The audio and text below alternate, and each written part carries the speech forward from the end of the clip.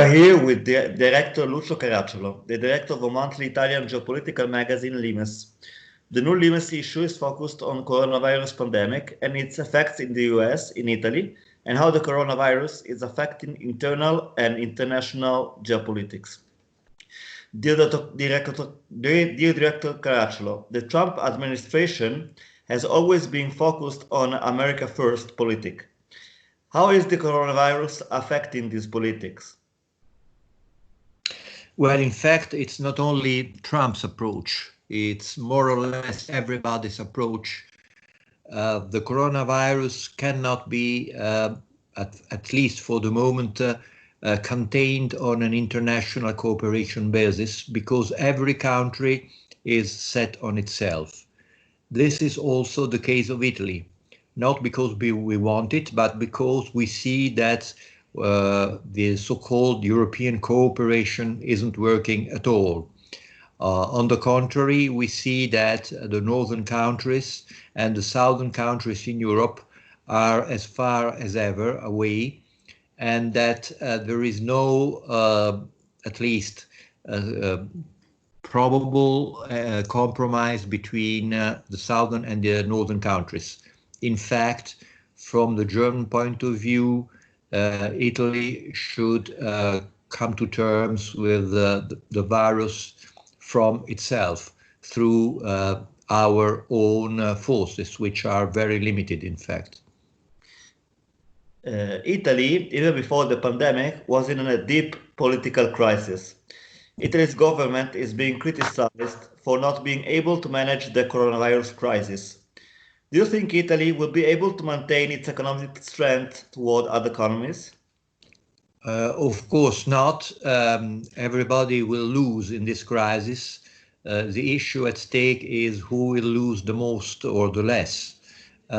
Italy is going to be part of the first group, if you wish, of the big losers, because we entered this crisis from a very low basis, because we are still recovering from the 2008-2009 financial crisis, which affected very much our economy, our economic structure. If you sum up the two crises, you have a very bleak image of how Italy looks like today and probably in the near future. We will lose certainly at least 7-8% in terms of GDP in 2020 compared with 2019.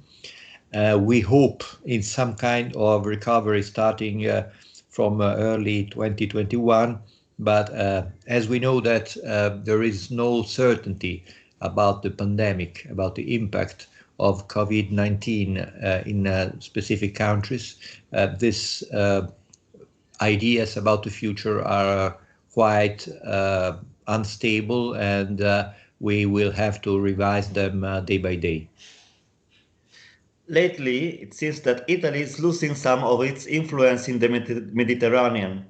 Italy has several strategic interests in especially North Africa. Do you think Italy will be able to preserve its strategic assets? Well, Italy lost some space in the Mediterranean, at least from 2010, 2011, from the so-called Arab Spring, and more specifically from the Tunisian and Libyan crisis.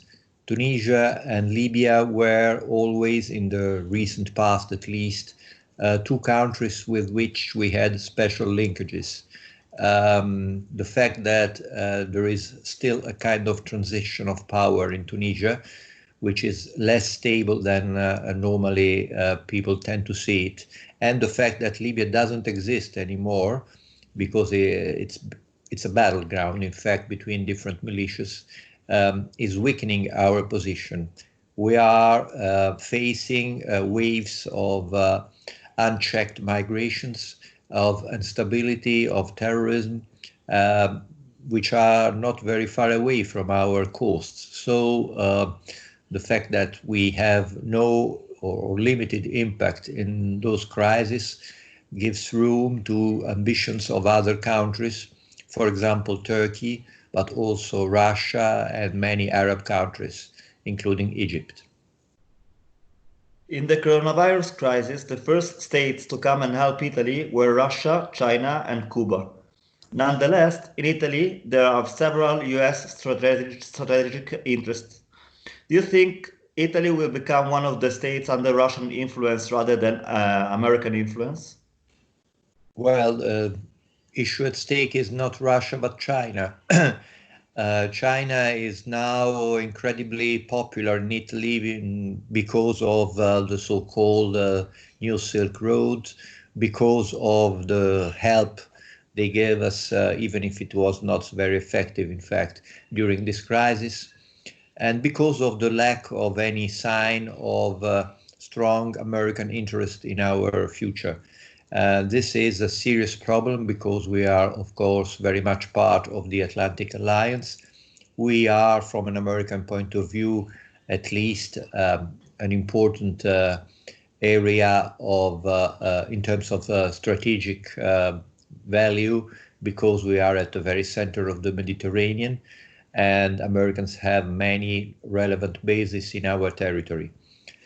So there is some kind of disequilibrium between the fact that we belong to an alliance, but the leader of that alliance, United States of America, is perceived as very much far away.